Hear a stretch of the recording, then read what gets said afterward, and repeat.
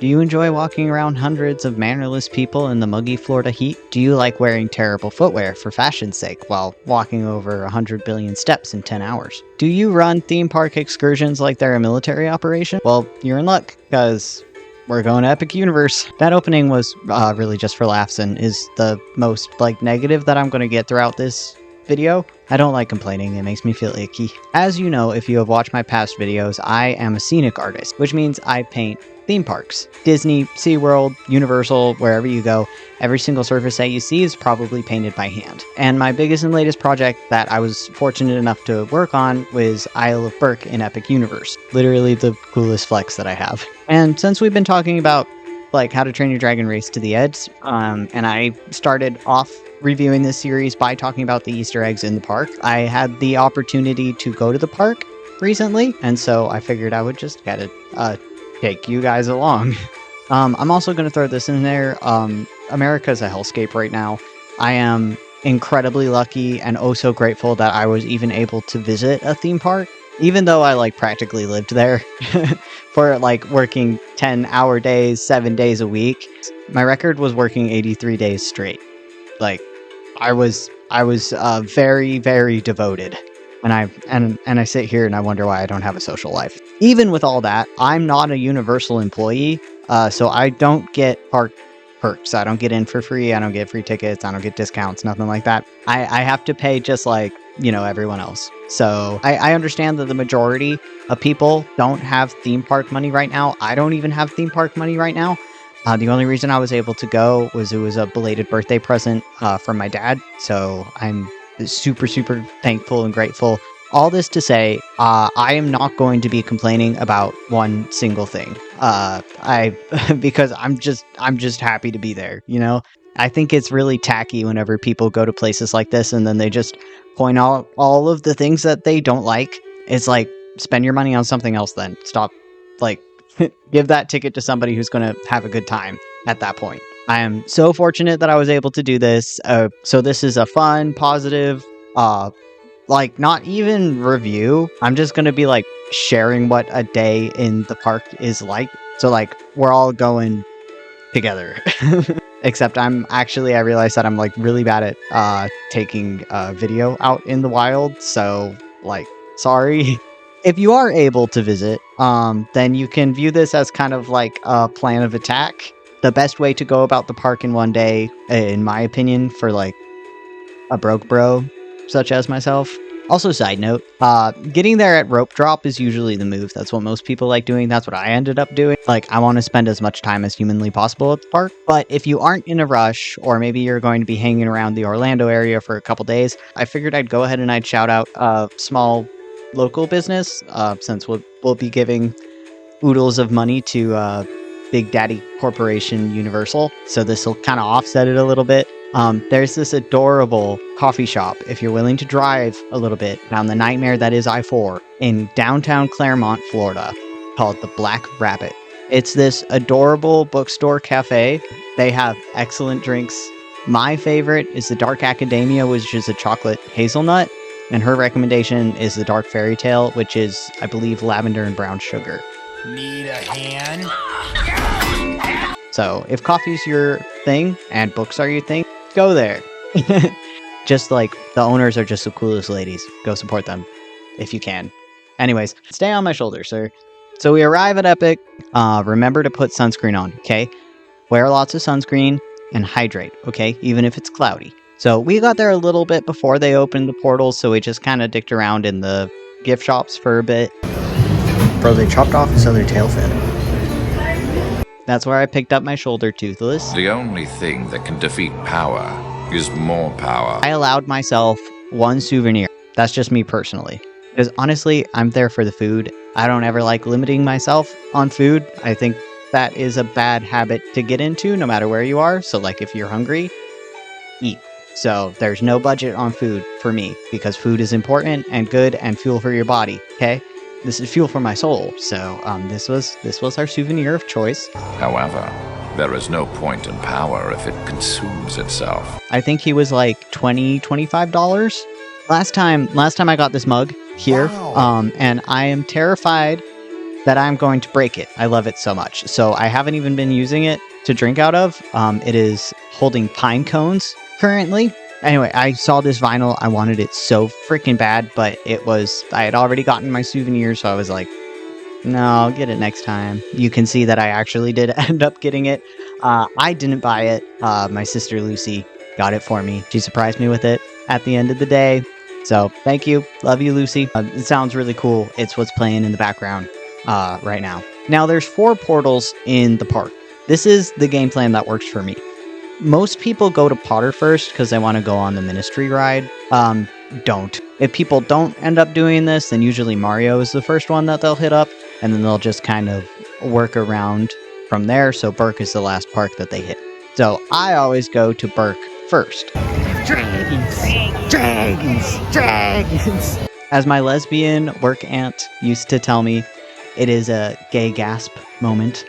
I have the music loop that they play in the park memorized by this point, because I was listening to it like 70 hours a week, and I'm still not bored of it. I mean, I bought it, but that is the power of John Powell. To be fair, I didn't always hear it. I did have headphones, and I will say, working in a practically finished park where it's not open to the public, there's hardly anybody around anymore, and you've just got your headphones in listening to Meet Me in the Woods or Silence a Stranger, like nothing will ever compare to how surreal that was. Where I was trying to go with this is that I know the perfect song to walk in on. So, like, when I first brought my bestie for Contractor Day, I had her wait outside of the portal. I went in there, I waited until, like, the song before This Is Berk plays, and then I went out and got her so that she came in right as the, like, wahs and the bagpipes started going. But I didn't do that this time. I was too impatient. I wanted to go to Hiccup's Wing Gliders. This ride, since it's outside and is a coaster, it shuts down if the weather gets too Florida for it. And it can get pretty popular throughout the day. I didn't know how busy the park was going to get. We did go on a Tuesday, and it ended up actually not being bad at all. But I was preparing for the worst, and I knew that this is like my favorite ride in the park. So I knew that we needed to at least go on it once. And I'll be real, Hiccup's house is like my favorite part out of the whole park. So if you can, and like you're not going to be in the way of the line, take your time in here. Look at everything. The desk is the best part with all the little toothless sketches that he has, all of his inventions around. There's the map, of course. There's also up top, if you look at the chair that he has up there, then he's got the toy that his mother gave him from the Riders of Berk show. And then his inventions kind of spill out into the rest of the queue line. There's also some really cool rocks. In my opinion, they look pretty good.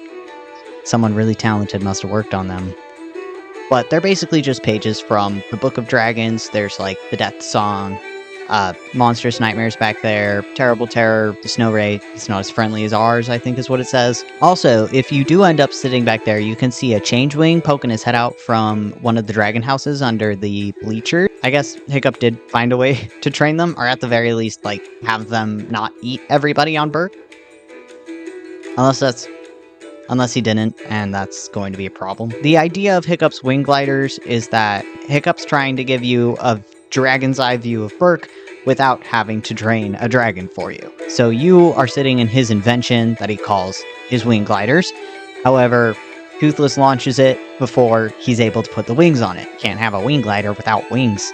I have this ride memorized, too. In fact, I have, I think, all of the ride's lines. Like, I get that they have to test the speakers and stuff, but it does kind of really suck whenever you drop your AirPods in a can of pink paint and you have Rough and Tough screaming in your ears for like a week and a half. I didn't go on Firefight for that reason. I just kind of can't stand it anymore. Although there is a chicken reference in there if you do end up going. You will get very wet though, they're not lying. You do get super soaked. So I didn't record the rides for obvious reasons. I don't and will never own meta glasses or really any special camera equipment. I just had my phone and kept forgetting to use said phone because I was, I don't know, like having a good time. So best part of my whole day is that section right after Hook Fang whenever they play Test Flight as you're going through the coaster. We then jumped over to Racers Rally because the wait time was like 10 minutes. This is the one with the tapestry that tells you the history of Dragon Racing. as we know from the spin-off extra bonus show. Also, the Snotlout and Astrid in the animations are in the Race to the Edge outfits. They tell you over the speakers and in the animations and in the painted signs how to perform a barrel roll. Put that back. And I talked such big games before park opening. I'm telling everybody that I work with that I'm gonna put the Ninja Turtle ride lady to shame. I'll be flipping so much, they'll confuse me with a Wawa hot dog because I'll be spinning all day. And then when my time finally came, I could not flip. not even once, not even close. I've been on this ride over 10 times now, and I have only successfully barrel rolled multiple times once. I was on the Hook Fang side, I was in the Hiccup painted seat, so the furthest outside, and I think like physics or whatever. My sister was behind me, who very much did not want to flip at all. So she was tilted very slightly and panicking while I was like channeling a power drill. Fantastic. But every other time I've like rocked or managed to make it upside down, but like nothing more. Like I know I'm doing it correctly. I've listened to Professor Snotlout. I've even talked to the ride attendants. I just think I'm too skinny. I think it's Stormfly. I think whenever I'm on the Stormfly side, for whatever reason, I can't spin because I spin in different directions. And this is probably me coping and blaming my dragon instead of me. That makes me a terrible rider, I'm sorry. But it is cool. You get like a whole view of the park up there, and you can like look out past the bleachers, down at everything, just like the second movie, scooping down past those. I also had to stop and say hi to Timifer, my sheep. By this time it was like lunch-ish, so we went ahead and we got some mac and cheese cones. If you are lactose or gluten intolerant, I am very sorry for your loss.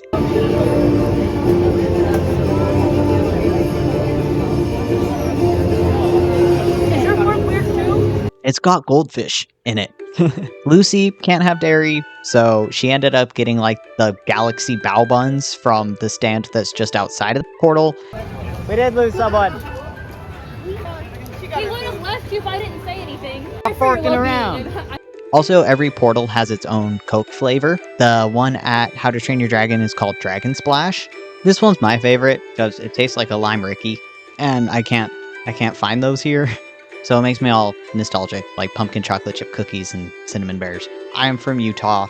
I'm a sucker for flavored soda. Next up, we visited the candy shop. Broccoli? Just broccoli. There is broccoli. Where there's a really awesome ceiling mural. Whoever painted that is really, really handsome and cool. Whoever did that, he's probably like 6 feet and rich. Yeah. Swole. Totally. There's also dragon murals on the walls, too. Fudge. Whoa. And then we ran over to Dark Universe because Savannah was dying to go on Monsters Unchained. We saw Igor there. I really wanted to talk to him because I was gonna ask if he had an extra left leg lying around because there was a guy in the portal next door that could use an extra leg, but he was talking with people and I didn't want to intrude, so I didn't. Igor is an ace icon in the Brotherhood of Evil Gays, though, so I appreciate that. Stay single, never mingle. Jingle, jingle. I have never seen monsters with over a 30-minute wait time, so usually we just head over to Dark Universe at like the peak busy time of the day, which is kind of silly because it has the coolest queue line to wait in. I had just finished replaying Resident Evil 2 and 4, so this was on theme for me at the time. Savannah was devastated because her queen, Victoria Frankenstein, was in a box. She is by far the coolest animatronic. I read that they use like a face projection thing. It's like the same idea that they have at Disney's Frozen ride, but like done correctly. So it looks really cool when it's working. My favorite guy was working though. That's the gremlin guy, absolutely eating it up on the flame organ. I think this ride is a great combination of old ride and new ride Universal, like the way that the animatronics work with the screens. I personally am not a fan of screen rides. Like, don't gently rock me while giving me the illusion of falling. Drop me off of a 5-story ledge. I'm here because I want to feel like I'm going to die. We stopped for a very dramatic bathroom break. Then left Dark Universe to go on Stardust. Now, there's 2 tracks. There's the yellow track and the green track. For your first time, I recommend starting on the yellow one so you can build up to the green one. Yellow's a bit faster, but green has more like twirls and stuff, I think. Again, obviously I couldn't film, but my friends informed me that I sound like a straight man watching football on roller coasters, apparently. I'm not really one to scream on roller coasters, but I have to do something with my voice or I'll forget to breathe. So it turns into just like, yeah, baby! Wahoo! Let's go! Hell yeah! So now I'm gonna be insecure every single thrill ride that I go on. So, would you rather me scream like, "Slay girl"? We then went back to Berk, because I needed Yak Nog. The Nutella one that we got was good, but the mozzarella one. Dragons! They are dragons! I was freaking out about it. I was so excited about it, and I finally give it to Savannah, and she was just like, "It's cinnamon chocolate milk with Cool Whip." So I killed her. I'm gonna try to make it at home soon, because, yeah, that is what it is. I guess I was just blinded by the majesty. Lack of lactose Lucy could not have it, so she instead tried the Toothless Plasma Blast, which tastes blue, like very intensely blue. We gotta keep the cup, though. For my legal-aged wannabe alcoholics, Stoic's Ale is my favorite. Gobber's Mead is also good, if you're into that. We went to the theater. We didn't end up seeing the show this time. What? That's a fully real tree. That tree's not real. Yeah, that tree's not real. But I did see it last time. It's very cheesy, but in an endearing way. Seeing Toothless fly in with Hiccup riding him is another gay gasp moment. Also, the drums are really cool. Speaking of Hiccup, we saw him. We saw the viral one, TikTok's favorite actor. I mean, we saw him through the bushes, but seen nonetheless. The wait time to meet him and Toothless never dropped below an hour, so it just didn't bother. Rough and Tough were there. They were visiting with a Spanish-speaking family, and actually we're both speaking Spanish to that family, and that was a really cool moment, so obviously I didn't want to interrupt that. I'm not mad about not meeting anybody whenever we visited, because I've already had the coolest character interaction there from, like, the last time. Astrid stopped me and commented on the braids that I had in my hair, and then ended up calling over Gobber, saying that she had found a Hiccup replacement for him in the forge. That's when my friend started recording. Oh, Yeah, I come with the bonus leg, yeah. oh my goodness, you even sound like Hiccup. Wait, quickly, make up an excuse for not going to work. I'm sorry. On the shoulder. Oh, that's perfect. Oh, wow. Well, can you be even more useless? Yeah, no, you're supposed to just like walk around and and, yeah. Oh, are you gonna fix this? Is it broken? Well, you try it. All right, Gobber, I'll leave you with your new apprentice. All right, you go ahead. Go ahead and spin it. Yeah, no, that's tough. Look, it's broken. Now, what are you gonna do to fix it? Maybe it's supposed to be like that. Oh, typical Hiccup. Yeah. Oh, gee, Gobber, it's supposed to be like that. I think it looks just fine. Well, listen, the wheel works, but that's supposed to wiggle around. Don't you remember? It could be. Hiccup, you invented this. I don't know why they stopped, but Gobber went on to scold me on the messy state of the forge, which I reminded him if I was never there to work in the forge, how am I the one making it messy? He didn't like that and insulted my lack of facial hair. We said hi to Sonoma before leaving again. I did mean to get that special Monster Energy drink flavor that they have in Berk, but I forgot. So, looks like we'll have to go back. We then ventured over to Mario next. And this park is not particularly my favorite. It's still fantastic, and this is not a complaint at all. We just spend very little time there because my Sib is autistic and it is a sensory nightmare. Like, bringing some earplugs and like some sunglasses might be a good move. It's a lot. It's amazing. Don't get me wrong. It's so cool. It's about as Mario as you can get. It's just like a lot of Mario all at once. As we were walking through, I was like watching in real time my sibling take psychic damage. So there's also little Pikmin that are hidden all around the park. So that's fun. Mario Kart is, like always, a ridiculous wait. All day, the wait times weren't terrible, so I think the longest we waited was like 25 minutes. We did end up going on Mario Kart later that day, which was my first time going on it. I already said I'm, like, not a fan of screen rides. And again, this isn't a complaint, this is a critique. Because this ride kind of broke my Scenic artist heart. The sets were so cool, like crazy nostalgic and creative. but I can't see them because there's a screen in front of my eyeballs. The way that it works is you go through these rooms and you have the Mario hat on, and it has a little visor that drops down, and you can that's where you see all of the racers going, and you can shoot shells, collect coins, all that. Fun in theory, but I ended up trying to look around it so I could admire the artist's work. The queue for it is really awesome, though. I wish we could have spent more time in Bowser's library, because all of the book titles are really fun. Donkey Kong is also really immersive and super nostalgic if you were into that as a kid. Wait time on Minecart Madness never dropped, so we didn't end up going on that. Same with Curse of the Werewolf. I have been on Minecart before, and it is super fun. The track is under the car,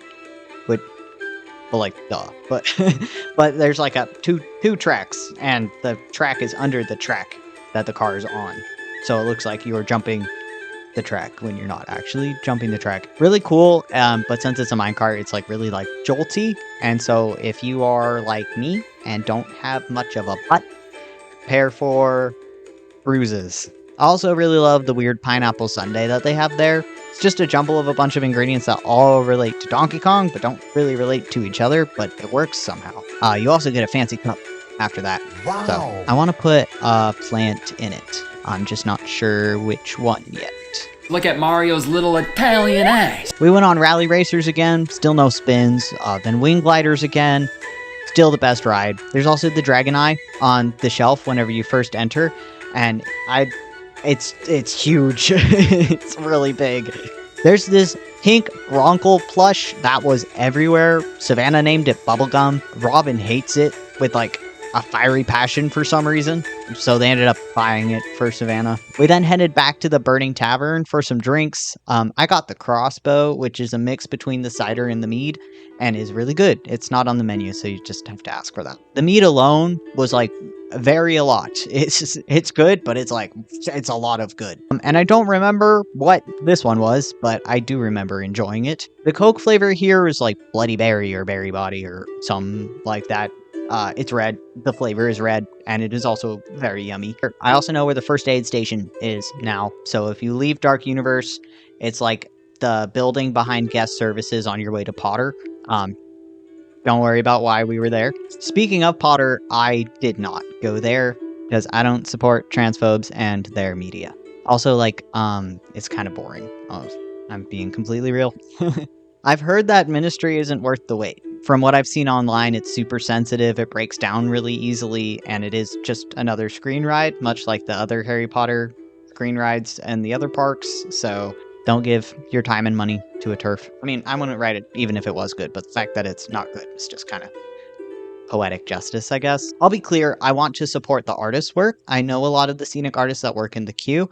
The queue is really cool, the Ministry portion of it, and so I'll support the artists. I love the artists. However, this is a subject for a whole other video. I feel I just don't feel right being there, it just makes me feel icky, and I just really can't like Harry Potter at all right now, because all that I think of is my energy is going towards someone who is actively trying to harm people that I love, and I'm not cool with that. So that's just my 2 cents. So we went back to Berk for the last time that day.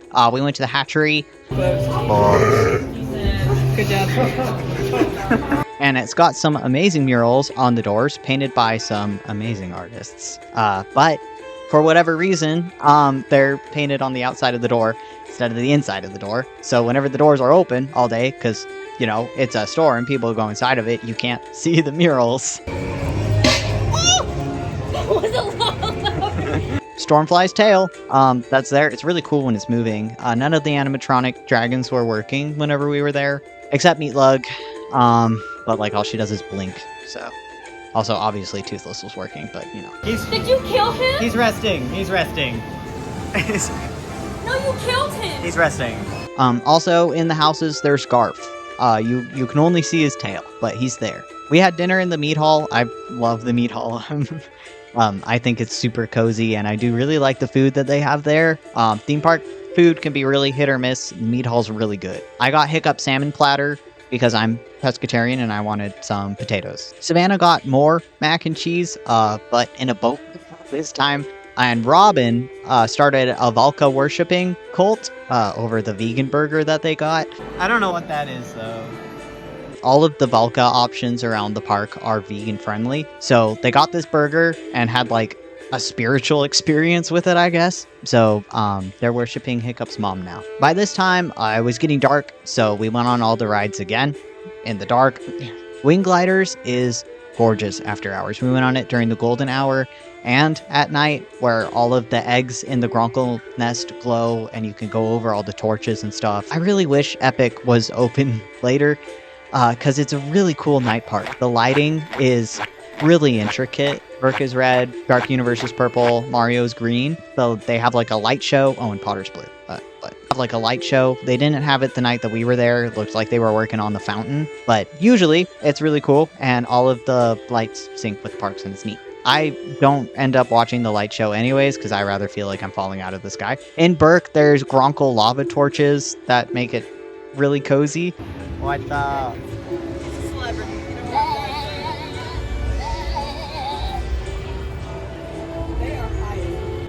The coolest is whenever they light everything up, it makes it really Viking-y. I'd love to go there during Christmas time. I feel like it would be really cozy. Mario looks like Las Vegas. Still a bit overwhelming, but a lot cooler, as in temperature, because I don't know if it's just me, but I feel like Mario is a lot hotter than all the other ones, because it's basically a big old concrete bowl that you're sitting in. Also, a lot of the children leave by this time, so it's usually pretty empty. Dark Universe is definitely the best at night. Like, it's Dark Universe. It's gonna be cool at night. Yeah, his pinky's up. He's got syphilis. I'm assuming that's him.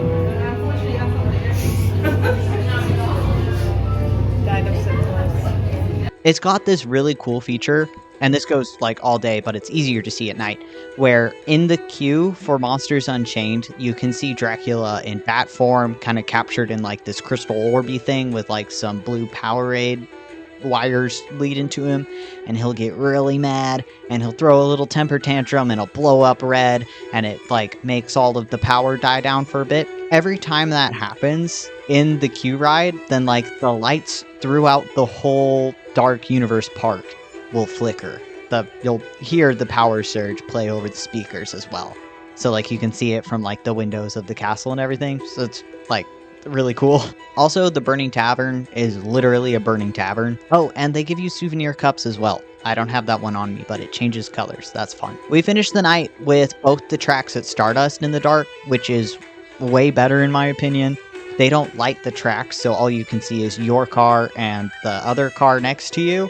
And the soundtrack changes. It plays this cool like EDM music. At this point, the park was closed. So, well, we got more soda and then we left. This is kind of sad to say, but it makes me kind of homesick.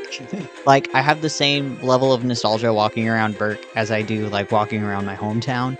I think it's the plants. I'm not a southern boy. I don't really love Florida. I've definitely made for the Rocky Mountains. I used to like play pretend like a dragon adventurer in the woods in my backyard growing up. Or like the fact that I spent more time in that park than my own apartment for like a year. So I don't want to do what other vlogs do and sit here and talk about like pros and cons. And, because again, I was just happy to be there.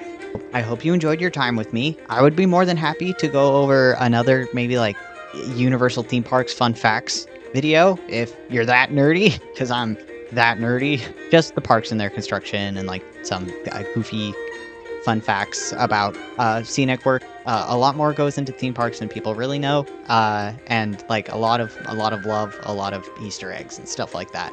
It's just really a nerdy job, and I think that's cool. I love and appreciate all of you. Don't murder anybody, and I'll see you next time. Bye.